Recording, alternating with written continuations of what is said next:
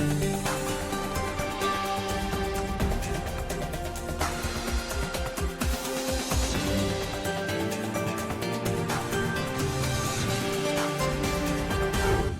today's World Insight, changes to Hong Kong's electoral system to keep the flame of patriotism alive in the city leadership.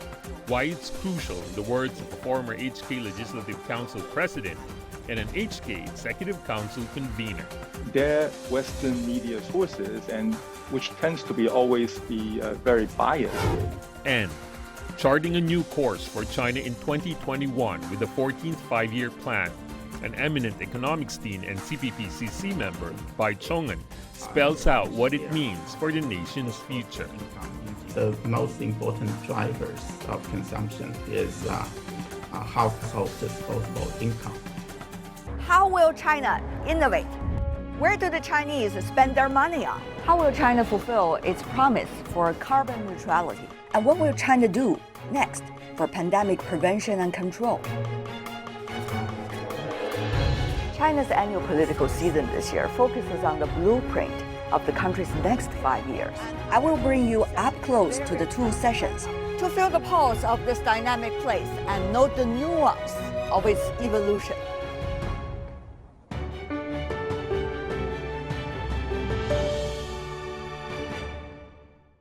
Hello and welcome to World Insight special program Wei in two sessions. I'm Tian Wei. CPPCC, China's top advisory body, wraps up its annual meeting on Wednesday. Still buckled down to work are the legislature, the National People's Congress. Up to deliberation is a draft policy on improving Hong Kong's electoral systems. Revisions are expected to keep patriots in Hong Kong's executive and legislative council branches, while allowing diverse opinions to be heard. Rita Fan, former president of the Hong Kong SAR Legislative Council.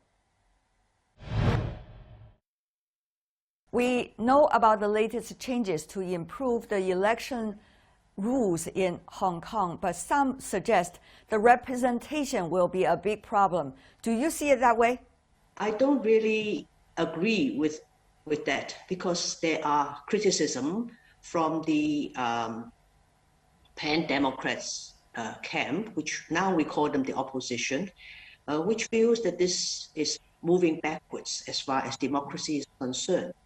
Now, I have to make it quite clear that what happened in 2019 in Hong Kong was totally unacceptable after the Hong Kong National Security Law was implemented. Hong Kong come back to some of our normal life. We are able to go out without fear. We are able to take the MTR without concern that we might be hit or burned. And we experience this day in, day out. I'm afraid I have to. And I'm duty bound as a Hong Kong citizen to support people who will ensure and work for the prosperity and stability of Hong Kong. Mm-hmm.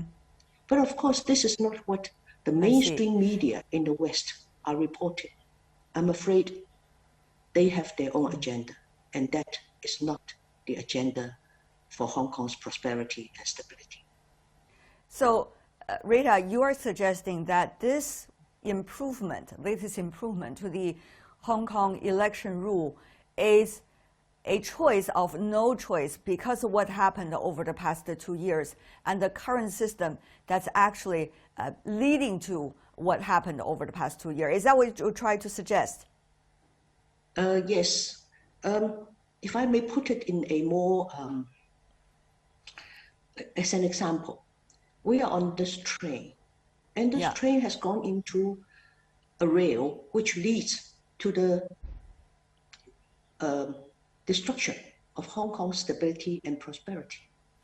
So we have to pull the train back and put it on the right rail. The right rail is to have one country, two system intact, properly and fully implemented, and Hong Kong's community can enjoy peace and also prosperity. This is the right route. So if you see the whole picture, as I see in Hong Kong, actually, we don't have any choice. We have to ask the National People's Congress to do something to ensure that our election method of choosing the chief executive and members of the legislature do not lead to the destruction of Hong Kong's economy and our livelihood. Rita Fan, you used to serve the Legislative Council in Hong Kong. And now with the new rules, it is possible that the Legislative Council will have powers, for example, on spending, tax cuts, but half of the members are only going to be elected. Are you worried about this as the former head of the Legislative Council and who served Hong Kong for years? First of all, I like to make it absolutely clear. We have no choice. We cannot go back to what happened in the last 4 years. This is bad for Hong Kong, and it will get worse, as we have seen. This filibuster, bodily contact, insulting actions in the legislature encouraged the people outside, and these black-clad rioters began to destroy Hong Kong. They vandalized everything that they could possibly put their hand on. So we have no choice. We have been forced to this situation that we need a legislature which can check and balance the administration, but not with force, with reason. Now, the other organizations, the professional organizations, trade unions, and so on in Hong Kong, they all have their representatives in the legislature through the functional constituency. Not to mention the fact that any one of them who wish to participate in a direct election, they can still do it. And they can also offer themselves as a candidate for the seat in the legislature through the election by the election committee. There has been new requirements and tendencies to have Pledge of Allegiance of civil servants, for example, and also have, the national anthems, the national songs, and also in the campuses and broadcast at universities, middle schools, primary schools. Meanwhile, there is also a demand about, the overall governing of Hong Kong done by patriots. Some people say this is too much. To you, is it? No, it's not too much. We should have done it 23 years ago. We did not do anything. We do not have flag raising or singing of the national anthem in Hong Kong for more than 22 years. This is acceptable. As simple as that. Hong Kong is part of China. We are Chinese. We should at least be able to know what is our national flag and to sing our national album. Put it internationally. Would any country accept that their people need not know their national album, need not respect the national flag? We did not educate our young people about our nation. Some suggest there was a security law being introduced in Hong Kong last year, and now there is also improvement of the election rules. And who knows what's going to happen next? So it's really the one-country system we talked about in 1997. Your take? In fact, it's not in 1997. It is in 1983 when the Joint Declaration was signed. And the Basic Law was passed in 1990. And the Basic Law was more or less modeled on what the political makeup was during that time. And the Basic Law added something which we didn't have, and that is universal franchise for the chief executive after the candidate had been nominated by the widely representative election committee, and the election by universal franchise of the legislature. This is something we never had before. This is something new in the Basic Law. Now, what happened was people make use of the lack of political experience in Hong Kong in our general public. They came out to do all kinds of terrible things, which the rioters did. This is why we are making all these changes. If we don't have the national security law for Hong Kong, the rioters will not stop. They will come back. So again, I put it to you, to the international media. How could we ensure Hong Kong's stability and prosperity? We have to come back to the original ideas, the original design, and do it faithfully. Only this way we can keep one country, two system. What is one country, two system? I think most people doesn't understand it.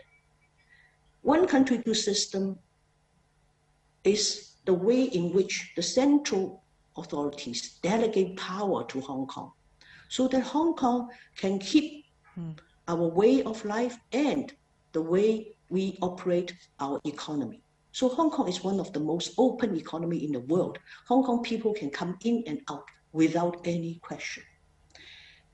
This is one country, two system.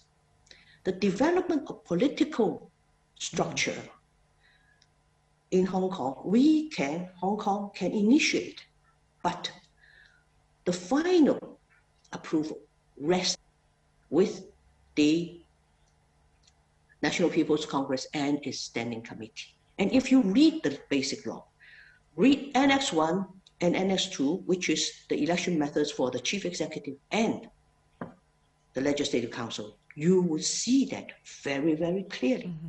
Moreover, the National People's Congress, by our Constitution, Article 31, has the responsibility of deciding the structure of the special administrative region.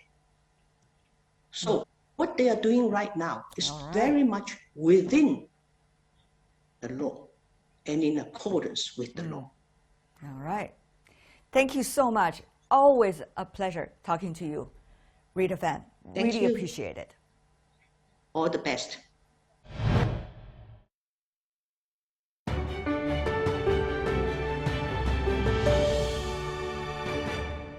How will China innovate? Where do the Chinese spend their money on? How will China fulfill its promise for carbon neutrality? And what will China do next for pandemic prevention and control? China's annual political season this year focuses on the blueprint of the country's next 5 years. I will bring you up close to the two sessions to feel the pulse of this dynamic place and note the nuance of its evolution.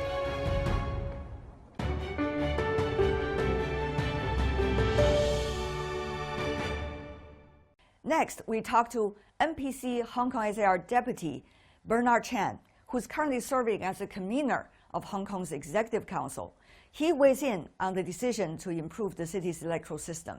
Chan explains why the changes are crucial and how the Western media is framing this law in the wrong way as he sees it. Meanwhile, he's talking about the international business community's reaction, particularly those living in Hong Kong, their views as well. Let's listen in. The latest plan to improve the electoral system in Hong Kong. As a National People's Congress member yourself, how do you see the reasoning behind this? I think it's quite obvious to the central government that there is an issue in the Hong Kong electoral development. Over the years, we have the system in Hong Kong, the electoral system, have advanced accordingly, but unfortunately, it has been completely hijacked away by some of the very radicals in Hong Kong. Given what happened to the social unrest in 2019, and then with the events that follow, I think it gives really no pleasure for the central government to step in to help Hong Kong to restore the law and order and try to protect Hong Kong's the whole democratic development.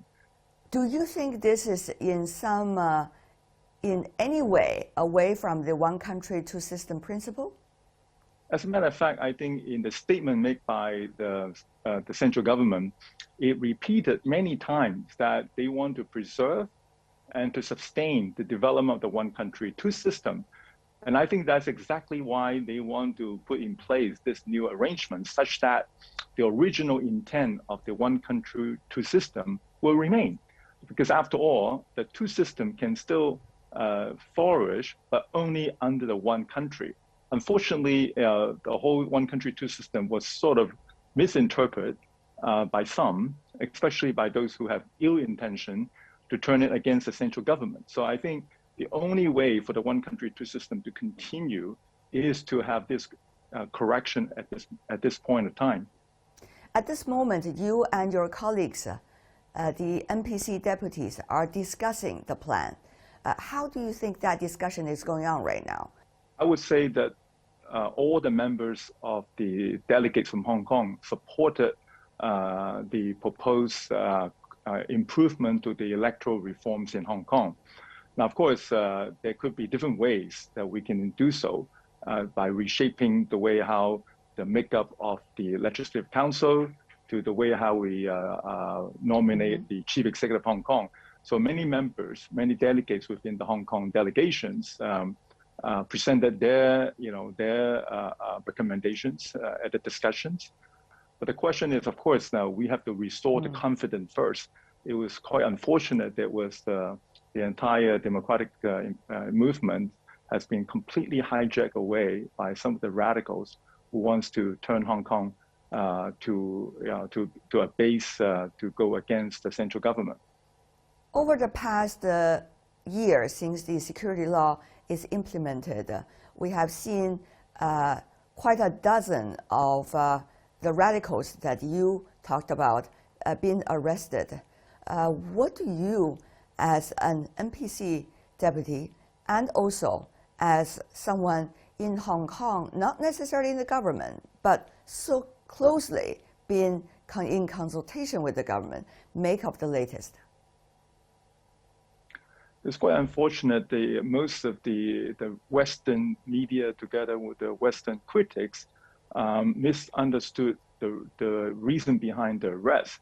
They believe that this is our way to silence the opposition, but in fact it is not. I mean, clearly those people being arrested so far all have committed a crime.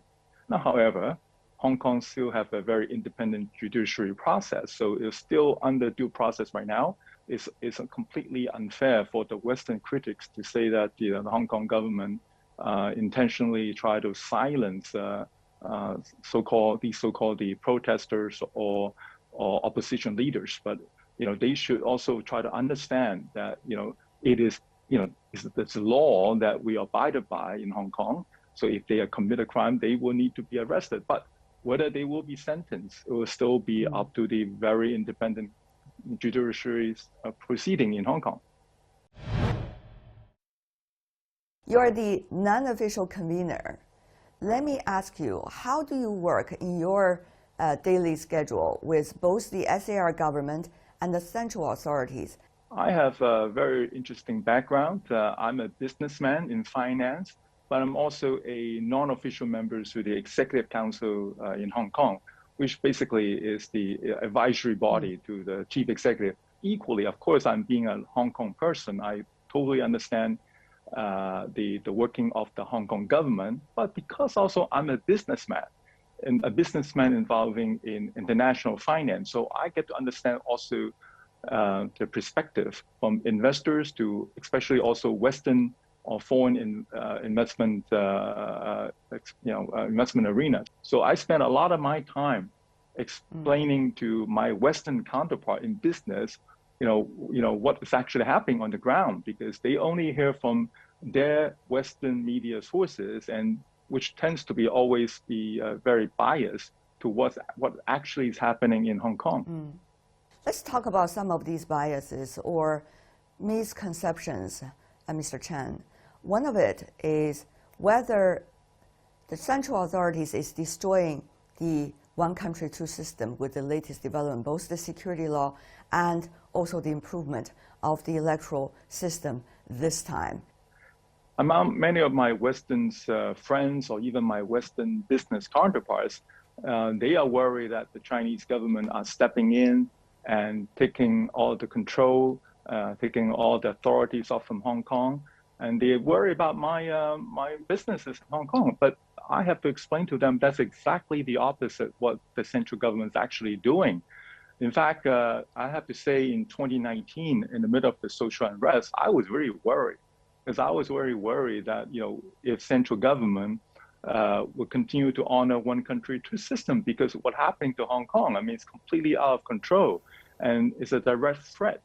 It turns out that central government want desperately, just like myself, to preserve the one country, two system. So they came out and repeatedly telling Hong Kong and telling the whole world that they want to make one country, two system to work. Whether the electoral committee will have power so much so that it would overshadow the power and the responsibility of the Legislative Council. What do you make of that concern? We have yet been told the exact details of the actual reform, the actual makeup of the membership to the Legislative Council.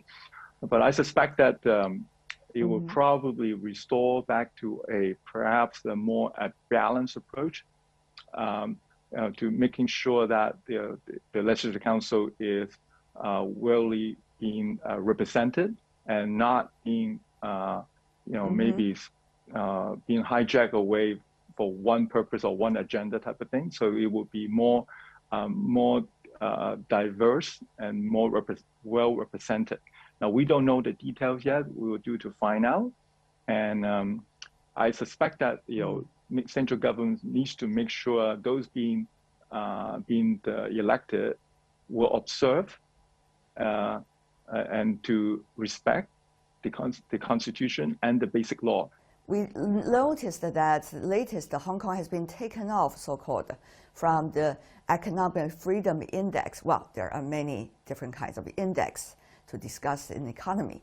But this is just one of those examples that Hong Kong might be viewed very differently in the eyes of some international investors. Mr. Chan, what do you make of all of these latest development?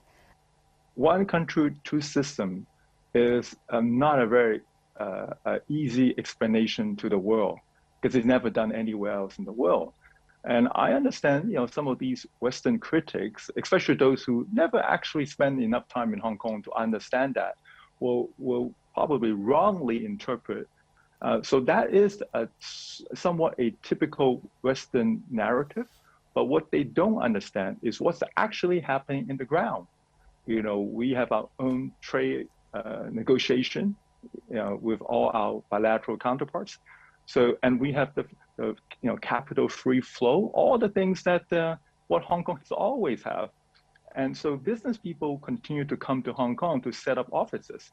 Some of them even thank central government to help to restore public confidence and law and order, which is so important for an international financial center to work. Bernard Chan, as always, such a pleasure. Thank you so much, sir. Thank you, Tian Wei. You're watching Way in 2 Sessions, the World Insights special program. Coming up, charting a new course for China in 2021 with the 14th five-year plan, an eminent economic dean and CPPCC member Bai Chongen explains how to encourage consumption. What needs to be done? The most important drivers of consumption is household disposable income. Welcome back. This is the World Insight special program, Way in 2 Sessions. I'm Tian Wei. China is embarking on a new journey for the year 2021 as it looks to build what it calls a modern socialist country by the year 2049. It also marks the launch of the 14th five-year plan. A lot of terminology is used in China, but in fact, it is really about China's social economic blueprint for the next half decade. Over the past several months, terms like domestic consumption and crucial dual circulation are the economic buzzwords. But how to achieve that? On the sidelines of China's annual political season, I picked the brains from Bai Chongen, a CPPCC member and Dean of the School of Economics and Management with Tsinghua University. Let me ask you, Professor Bai. China has been talking about to encourage consumption and the consumption market. The question is how? I think one of the most important drivers of consumption is household disposable income. And in the last 10 years, we have had some improvement in household disposable income, actually quite a bit of improvement there. However, the share of household disposable income in GDP has stopped growing for a few years. So we need to restart the growth process there. So in the government report, the government proposes that especially for big cities, we need to increase the supply of subsidized housing, either rental or housing, subsidized housing for sales. If we can do that, if we can achieve that, then that would effectively reduce the burden of housing on households, especially on young households.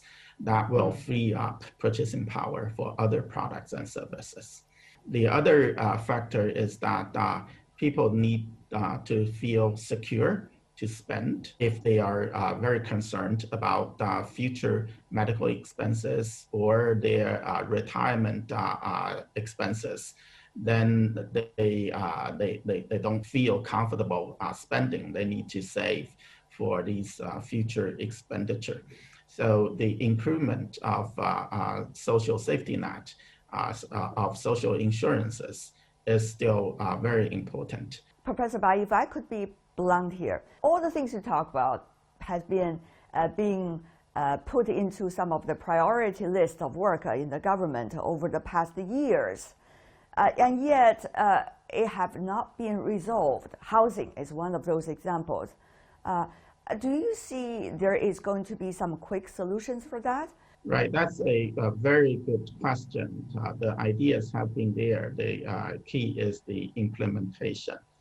And for housing, one important factor is that whether local governments have the incentives to provide affordable housing to local residents.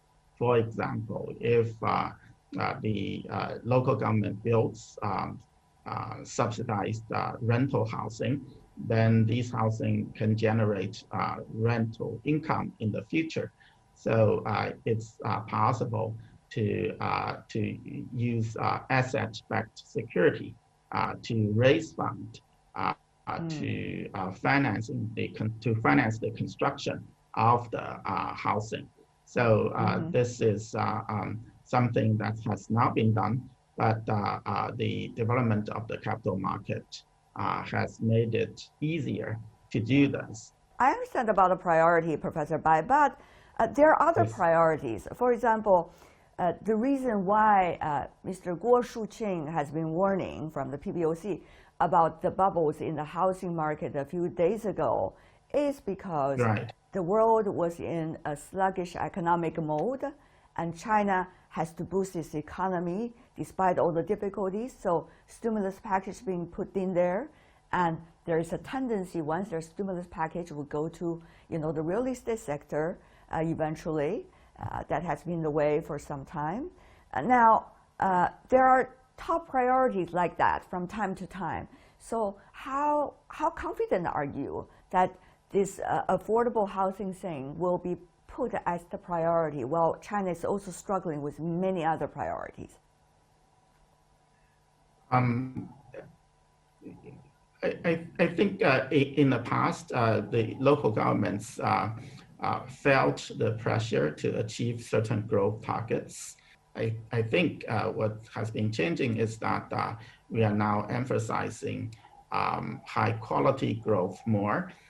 For example, in the 14th five-year plan, we probably won't set a 5-year growth target. And earlier there were talks about a growth target from now to 2035. Again, there probably we won't set a specific growth target.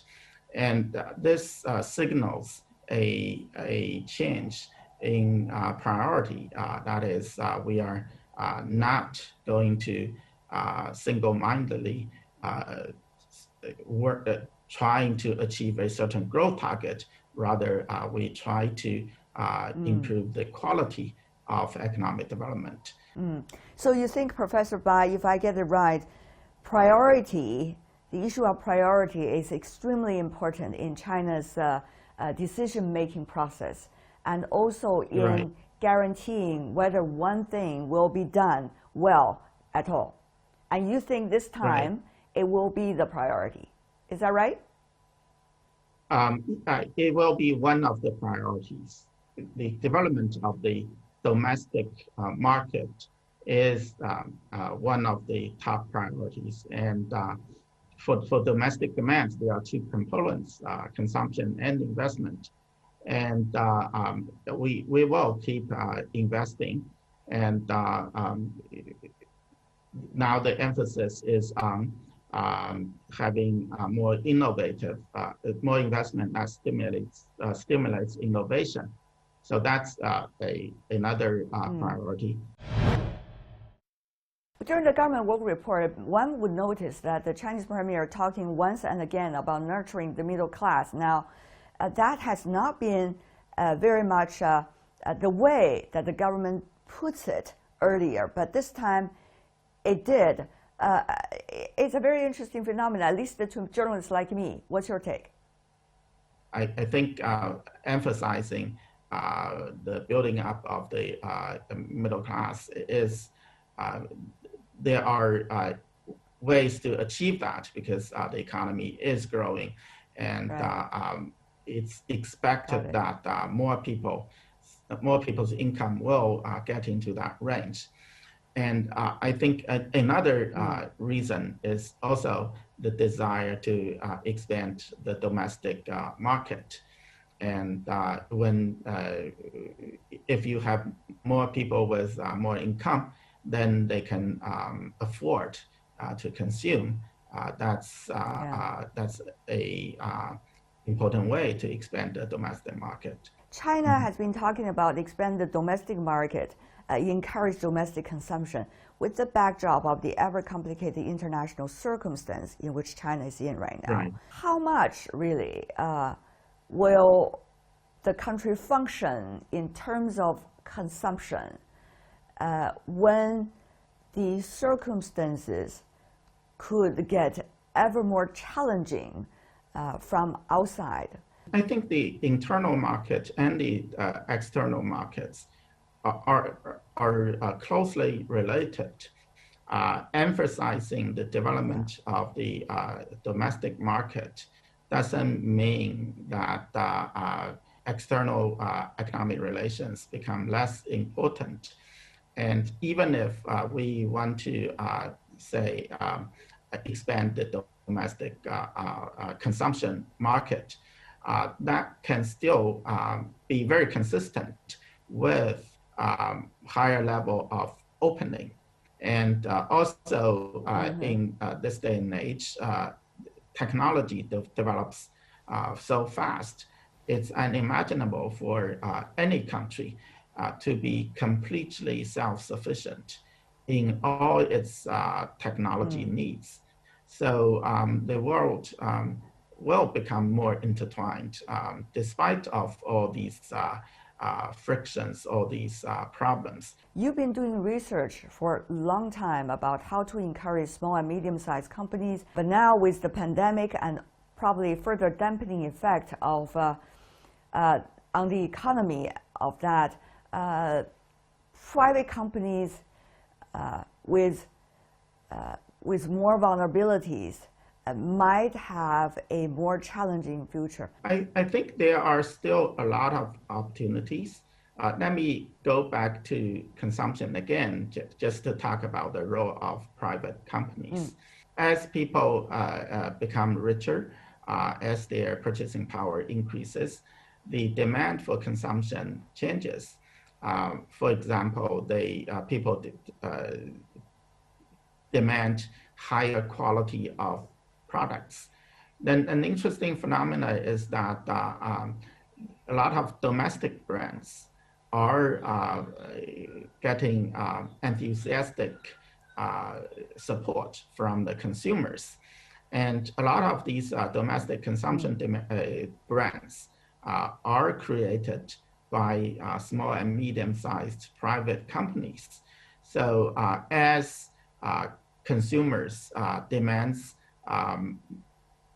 better products that suits local demands better, there's a lot of opportunity for private companies.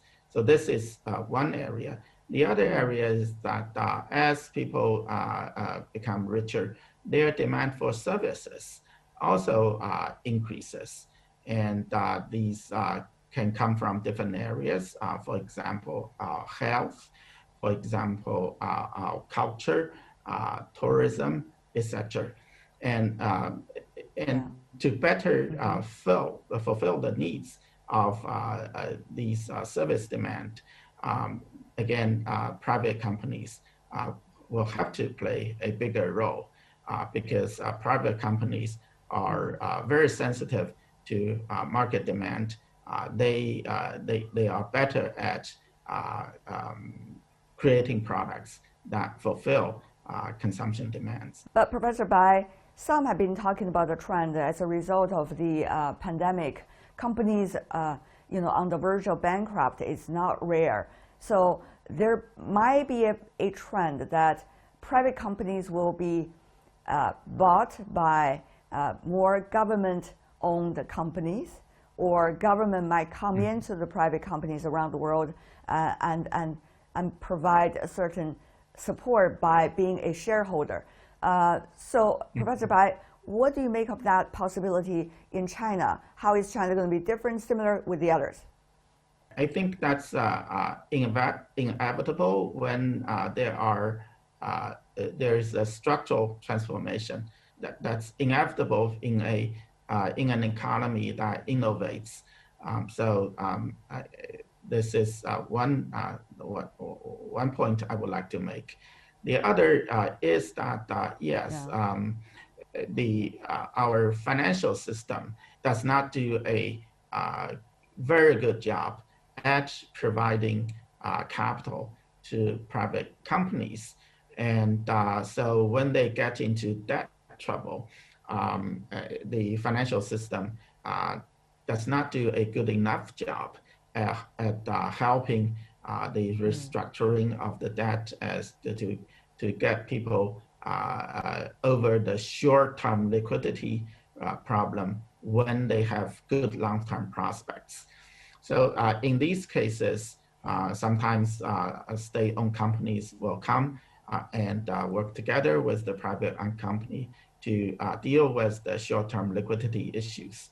I think in the future, we still need to work hard to develop the financial market so that when companies with good long-term prospects that face short-term liquidity issues can be saved. Right. Well, as always, thank you so much, Professor Bai, for talking to us. Sure, thank you.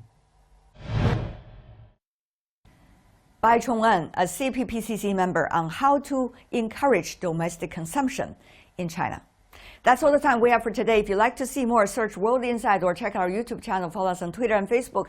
On behalf of my team with me to follow China's 2 sessions, the annual political season, and my team back in Beijing studio. Thanks for watching. Bye for now.